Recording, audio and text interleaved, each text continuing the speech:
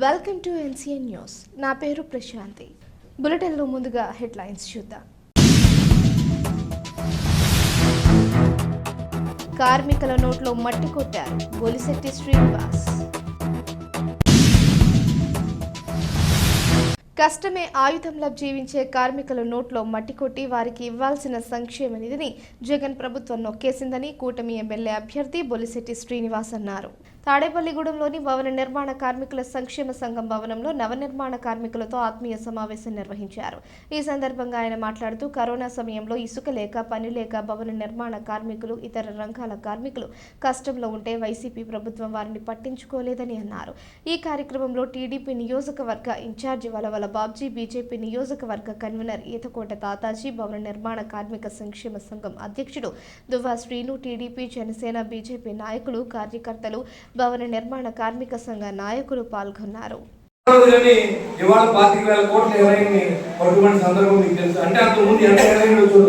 Police department, CID department నా చేతిలో పెట్టుకుని సామాన్యుడిని తీసుకెళ్లి పోలీస్ స్టేషన్ కోర్టు ఎదురు మాట్లాడితే వాళ్ళ మీద కేసు పెట్టినటువంటి మరి ఇవన్నీ మీరు చూస్తూ ఉన్నారు. చాలా మంది పిల్లలు చదువుకున్నారు, చాలా మంది ఉద్యోగాలు చేస్తూ ఉన్నారు.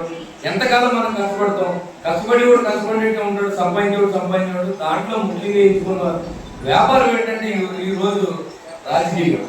ఆ రాజకీయాన్ని వ్యాపారంగా మార్చిన వ్యక్తులు ఇక్కడ ఉన్న ఎమ్మెల్యే కానీ, జగన్మోహన్ రెడ్డి కానీ, ఆలీబాబా 49 తయారయ్యారు. మొత్తం ఎలా ఉన్నారంటే ఒక స్టేట్ మీద ఒక గుంపు మిడతల గుంపు వాడితే అక్కడ ఏమి మిగిలిన అలా తయారయ్యారు. అక్కడ ఉన్నటువంటి కొండలు ఇక్కడ గోదావరి కాలువ కట్టి బోడలు మట్టి తెలుగుదేశం ప్రభుత్వంలో ఇప్పుడు చూసే సమానం చేశారు. మొత్తం కష్టపడి మట్టి అంతా అమ్మేసుకున్నారు నాయకులు. చెరువుడు ఇది వరకు ఒక 5 అడుగులు 6 అడుగులు లోతు ఉండేది. 10 అడుగులు ఏమైనా ప్రమాదాలు జరగకుండా 10 అడుగులు, ఇప్పుడు 40 అడుగులు 50 అడుగులు. ఎందుకంటే మన మీద ప్రేమతో తవ్వుతుందండి, మట్టి అమ్మకుండా తవ్వుతున్నారు. దానికి కూడా ఈ ఉప ముఖ్యమంత్రి ఎంతో కొంత కప్పం కట్టవలసింది. గ్రావెల్ అమ్ముకుంటూ ఉన్నారు, గ్రావెల్ కూడా కప్పం కట్టవలసిందే. కేజీఎఫ్ సినిమా చూసారు కదా మీరు, దానిలో కప్పం కట్టే విధంగా ఈ ఉప ముఖ్యమంత్రి చేసే విధానాన్ని మీరు గుర్తుపెట్టుకోండి.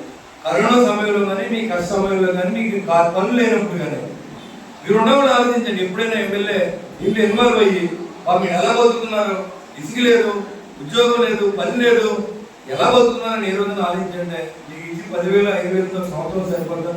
ఒకసారి హాస్పిటల్కి వెళ్తే 5,000 అవుతుంది వాళ్ళకి. గవర్నమెంట్ హాస్పిటల్లో మందులు లేవు, చూడటానికి డాక్టర్లు లేరు. ఇన్ని ఇబ్బందులు సామాన్యుని పడుతున్నప్పుడు నేను ముక్కు మాస్క్ వేసుకుని నేను ఎక్కడ బెంగళూరులో ఉన్నాను, నాకు చూడటానికి అవకాశం లేదు. ముందు నా ప్రాణానికి ప్రమాదంలో వెళ్ళి బయట బతికాడు తప్ప మేమంతా ప్రజల్లో ఉన్నాం, మేమంతా మీ బాధల్లో ఉన్నాం. మీకు నిత్యావసర వస్తువులు ఇచ్చాం, మీకు ఆక్సిజన్ సిలిండర్లు ఇచ్చాం, మందులు ఇచ్చాం ప్రజలకు, ఎవరైతే వాళ్ళకి వాళ్ళని కూడా నియంత్రించి పార్టీ ఒకసారి అక్కడ మున్సిపల్ పంపించండి. మీ సమస్యను ఆయన ద్వారా వినిపించి బాధ్యత నేను తీసుకుంటానని చెప్పి కూడా మీరు తెలియజేసుకుంటూ మిగుబడి ఉంటే చాలు, కార్యక్రమంలో మేమేంటో అదంటే మీకు తెలుసు. కాబట్టి రాబోయే రోజుల్లో రాజకీయాలకు ఓటేయండి. ఎంపీ అభ్యర్థిగా ఉన్న శ్రీనివాసరావు గారికి మీ అందరికీ తెలియజేసుకుంటూ, ఇక్కడ 2 మీటింగ్లు ఉన్నాయి, మీకు చాలా చెప్పాలని ఉంది కానీ చెప్తూ రోజు పడుతున్నారు. వీళ్ళు చేసిన దురాగతాల గురించి నా మిత్రుడు కొన్ని చెప్పాడు, దాదాజీ గారు కొన్ని చెప్పారు. ఇంకా సెలవు